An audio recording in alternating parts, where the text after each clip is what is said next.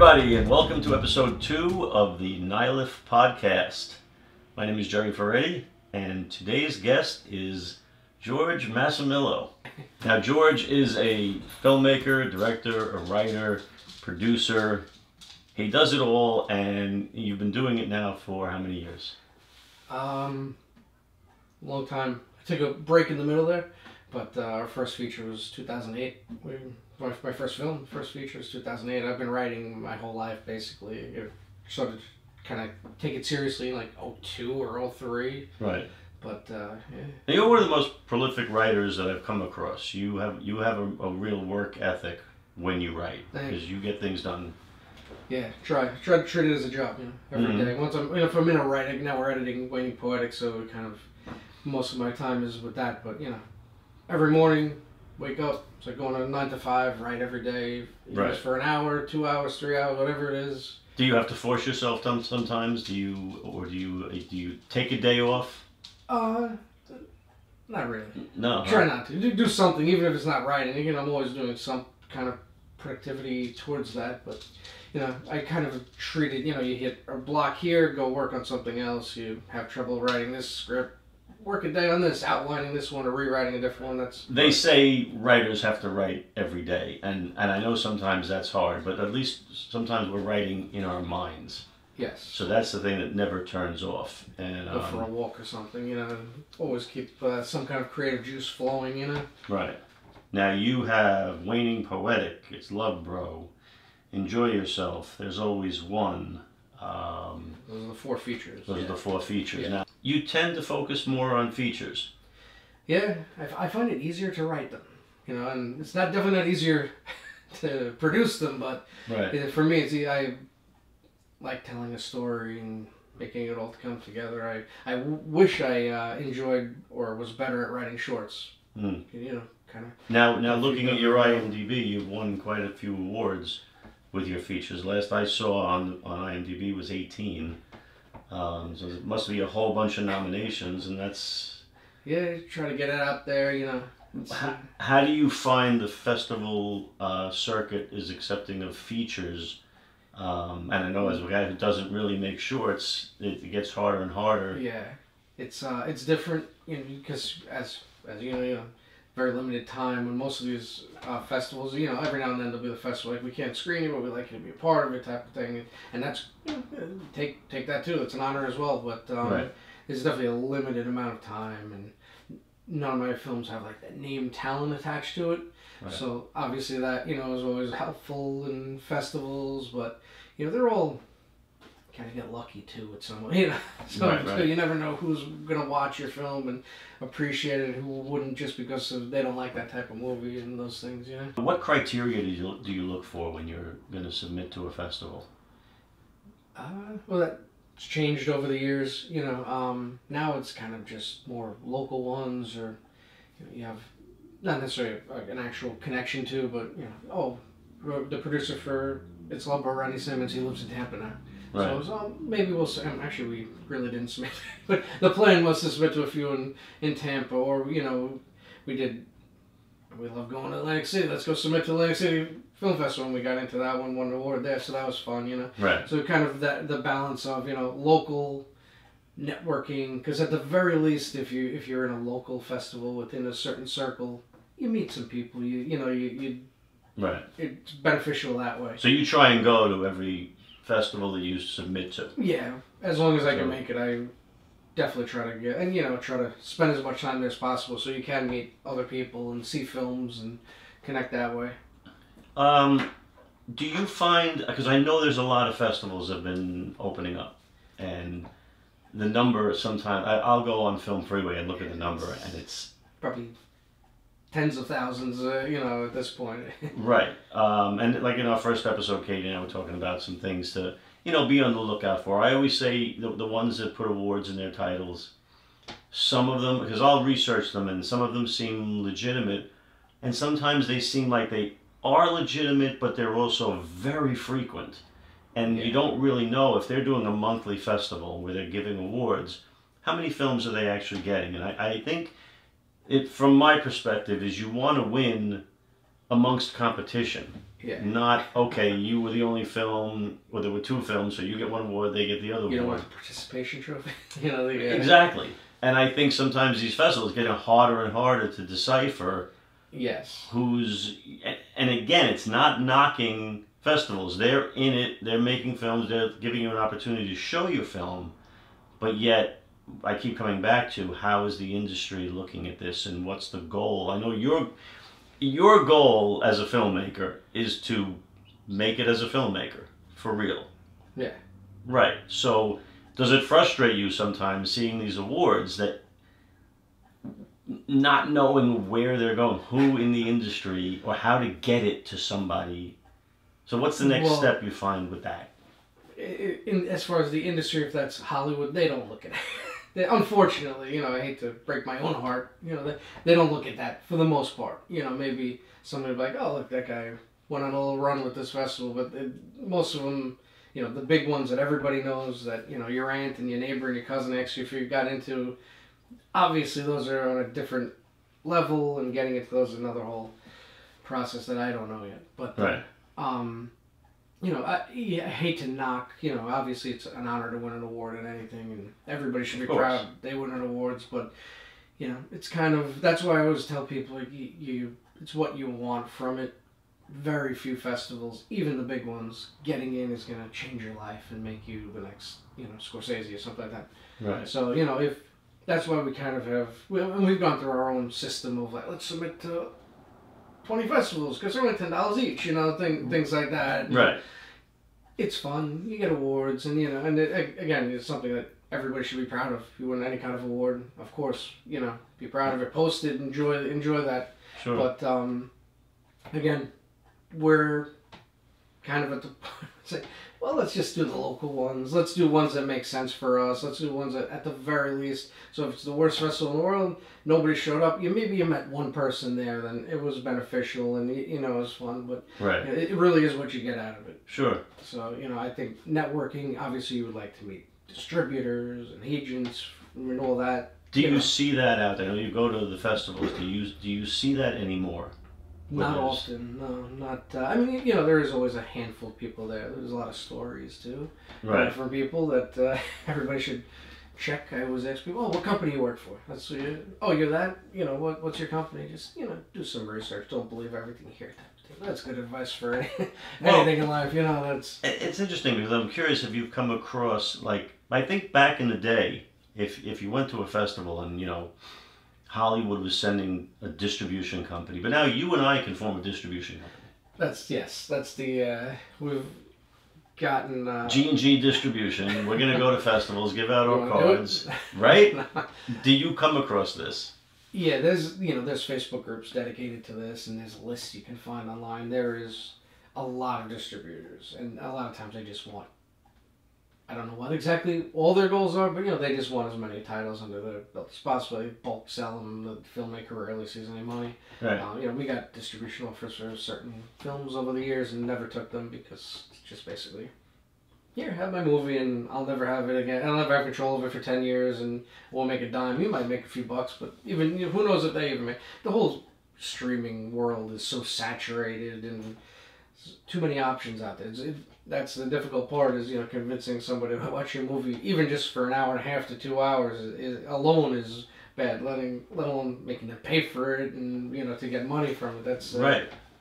A lot of steps involved in that stuff, you know. I think the more this grows, the more it opens up doors for scammers and people to come in, and, like you say, you don't even really know what they want, but is it just to gather all these films and hope something clicks for them? Yeah, if you become the next Tom Cruise, Right. Oh, I have his movie from 5 years ago. Now I'm gonna make money off of it. Now, one of the things we love about Nyliff is staying in touch with all the filmmakers and watching as their films go. And of course, you're with us as long as anybody. The first you were here year, for the first year, and that's, you know. And you did a great job since the first year. We loved you being there. Thank you. So watching the filmmakers and seeing that when they get one of their movies with a distribution company and they're excited and they post it, and then we like to follow up and stay in touch with them and say, you know, what are you getting out of it? And more often than not, people are very frustrated. Yeah. After a year and a half. They're going, I got nothing out of this. And I could imagine that. Right. I'm happy for everybody. Even if I barely know the person, I see stuff like that, I'll send a message congratulating them because I hope they become Right. the next big thing. But yeah, I haven't heard many stories of those companies that you never heard of really paying out. And then there are, I'm sure there are people that make money in a lot of different ways. Even self-distribution is another way to do it. And well, this Film Hub, which I have never put a film on, but that seems to keep you a little more in control. I haven't used it, but it's a difficult thing.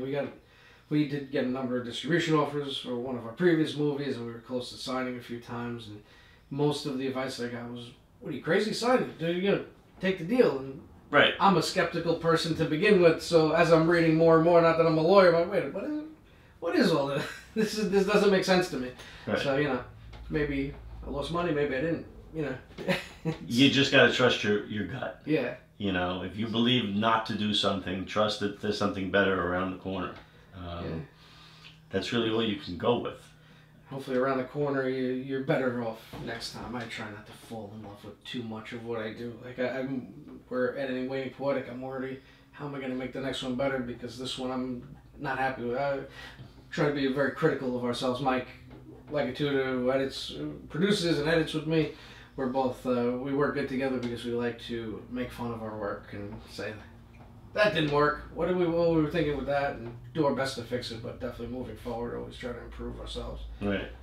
I always try and find those little stories that you stick in your brain that keep you positive. Like I remember I saw an interview with Lisa Kudrow once, where she was devastated because she was up for a sitcom, and it came down to her and another actress, and she didn't get it. And I forget what sitcom it was, but it lasted for like 2 or 3 seasons, and then she got Friends.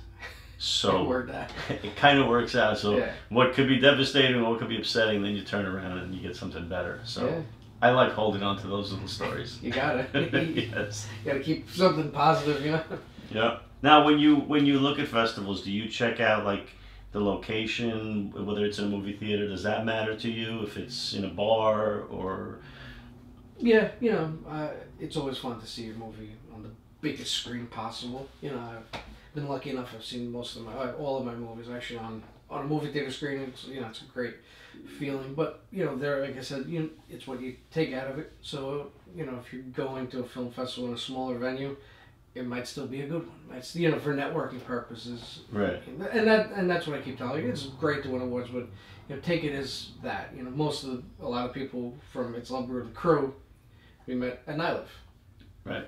So at the very least, just broaden your network, and you can help them and they help you. And it's such a great bunch of people in Nyliff. And I look at it sometimes and I go, with all the festivals out there, is the same thing happening?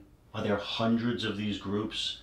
Or not? I hope so. I don't know. It's like, because when you look at that, then the sheer numbers of the people doing this, because again, we're making films, and you got to kind of focus and not look at the competition. You got to just say, I know what I'm doing, and this is what I want, and keep your eye on the prize. Because it reminds me of Star Trek, where Spock was going to tell Kirk the odds of some planet they had, and it was like, never tell me. Oh, that was Han Solo. That was Han Solo. Yeah. It was C-3PO. Yeah. Right. Never tell me the odds.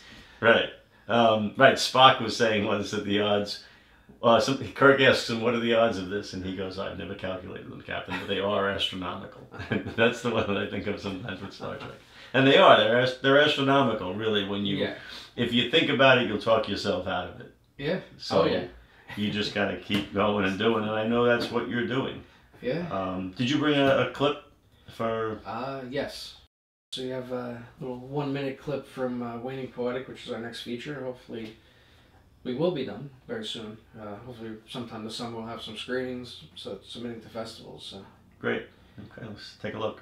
1, 2, 3.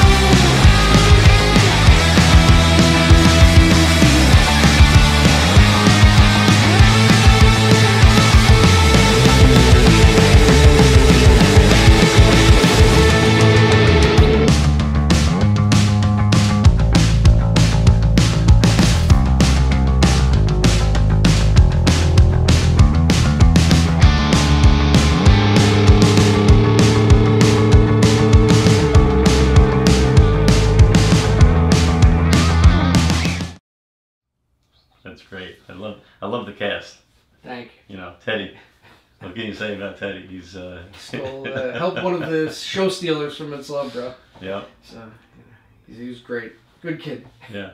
No, I think that's going to be a great movie. I know a lot of people are lining up because we're talking about. I know we've got a date in mind. I don't know if you want to share that yet, but yeah, we usually have like a premiere for our friends and family, cast and crew type of deal, and then from we'll put it there out there. move forward with the next step after that. Yeah. Now you've also got something coming up this Saturday, right? Yes, we're showing. It's actually Rodney Simmons, Right One Productions. We're showing a couple movies.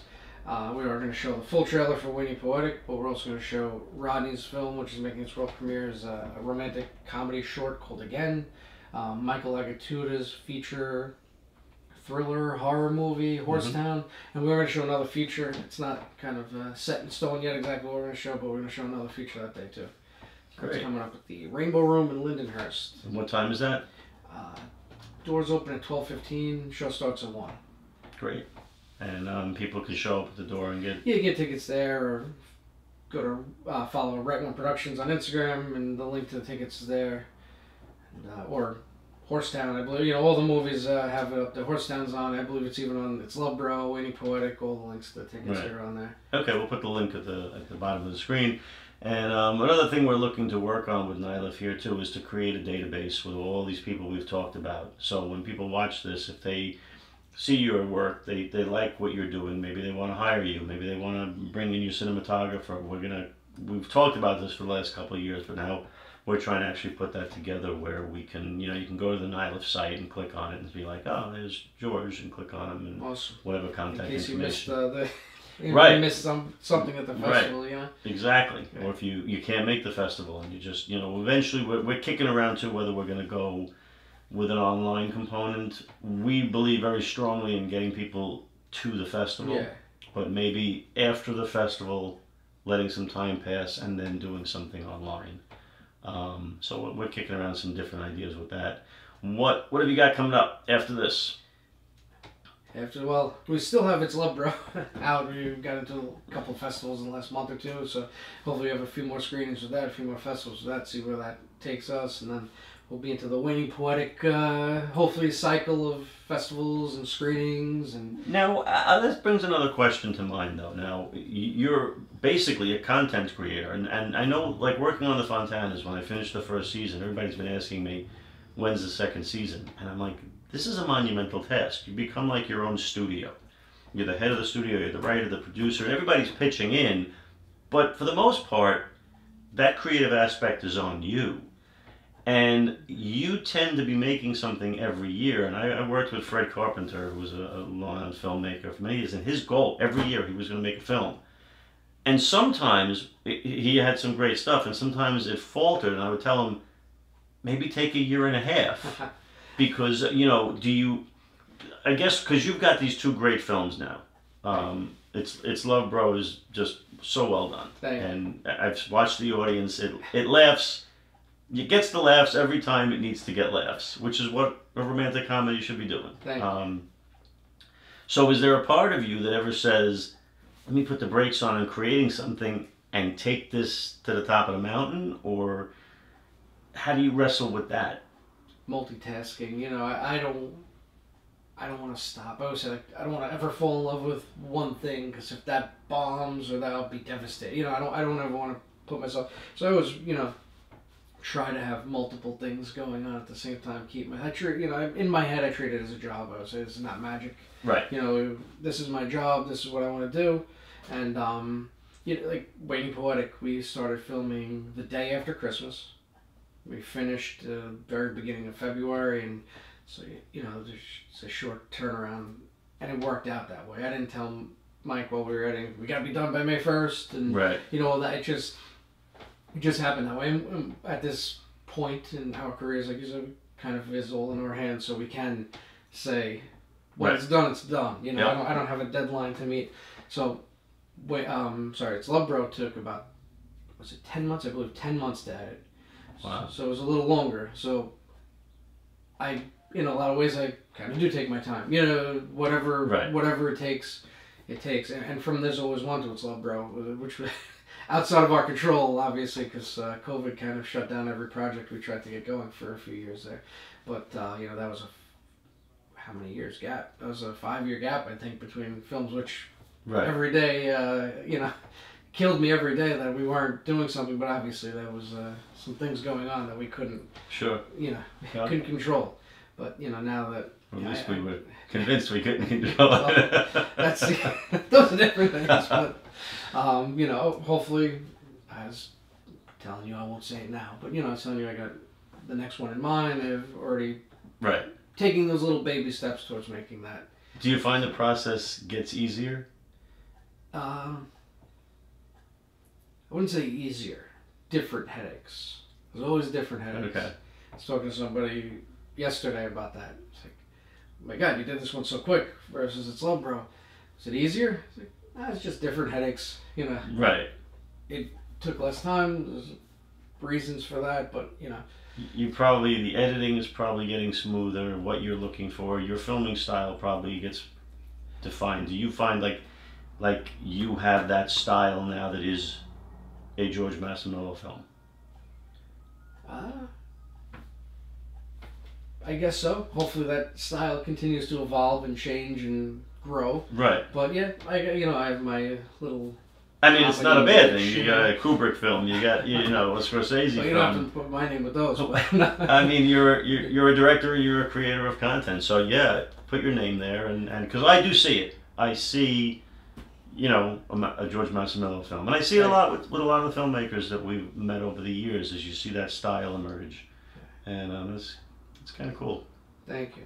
Yeah, like I said, hopefully it keeps growing. Wayne Poetic's a much different movie than It's Love, Bro. Still comedy, make you laugh, but it's definitely Right. You know, Different. science fiction side to it, and you know, Yep. kind of the Breakfast Club with a little twist on it. You know, Right. it's in the Breakfast Club you got the jock and the popular girl and the outcast and all that, and this movie you have a student from the '60s, the '70s, the '80s and '90s, and then 2024. So put all those people in the room. Right. A lot of explaining what social media is and everything. How do you explain that to a guy from the '60s? You know. Yeah, it's an interesting concept. Like you know, you look at the trailer and it makes you want to see more of the interaction between these characters. Thank you. Yeah. It's the goal. It Trailers was a- are another it was whole a problem very- making. Thankfully, Mike's there. You It know. was a very good idea, and when you have a good idea, I'm sure the writing then, you know, you got an idea, you create the characters, the rest falls into place a little bit. Thank you. Yeah. It's definitely Good. unique. It's for me. It's a different. Now, know, will it's a you different way. submit to the same festivals that you submitted the others to? Do you find that helps? Do you get other festivals out there that recognize you now? Yeah, I mean, you know, we kind of have our festival plan. You know, I feel like every movie we make, it's less and less festivals because between submitting and traveling and all that stuff, you know, it's not cheap. Right. And, And- you'll learn which ones you wouldn't mind going back to and which ones you don't Right. want to bother with. But, yeah, so it's a mixed. You know, there's the ones that maybe you didn't get into the last one that you still want, but yeah, Yeah. it's always unique. And it's also the time of year that you finish, too. That kind of determines things. I mean, we finished It's Love, Bro at probably the worst time for New York because all the festivals we finished in June. All the festivals were already happening in New York. Right. We got Nyliff in October, so that worked out perfectly for us, but kind of had to loop back around and get a couple New York festivals a year later. And it's horrible when you have to submit and wait 9 months, 10 Yeah. months for an answer. But usually they're less expensive, at least when you're submitting Yeah. early. So there's a good and a bad. But It's probably the longer you wait, the more you're disappointed, or the more you're happy, I guess, when you finally get in. But right, and it is a good feeling when you get that acceptance. always, yeah, that's you know that's why it goes back to it's still something to be proud of. Yeah, absolutely. Whatever festival it is, wherever it is. Well, I wanna thank you for coming on the show and being our first Thank you. official guest. Thank you. This is my first podcast. Really? Yeah. Wow. Well, you're gonna be doing plenty more. And Uh, I want to go back to something you said earlier to leave everybody with, is that you said it's not magic. And I think that is something that, you know, people in this industry realize, and it's hard work. And there are no real overnight successes. Even if it seems like it. There's a tremendous amount of work, and you're one who does a lot of the work, and we've known each other now for years, and I see how hard you work at this and how committed you are, and that's what it takes. So I wish you a lot of luck with it, and everybody at Nyliff does too. And Thank you. thanks again for check out the films this Saturday. We'll have the link at the end of the episode, so you can check that out and where to get tickets. And we'll see you at Nyliff and on the next episode of the Nyliff podcast. Thanks for tuning in. Take care. Thank you.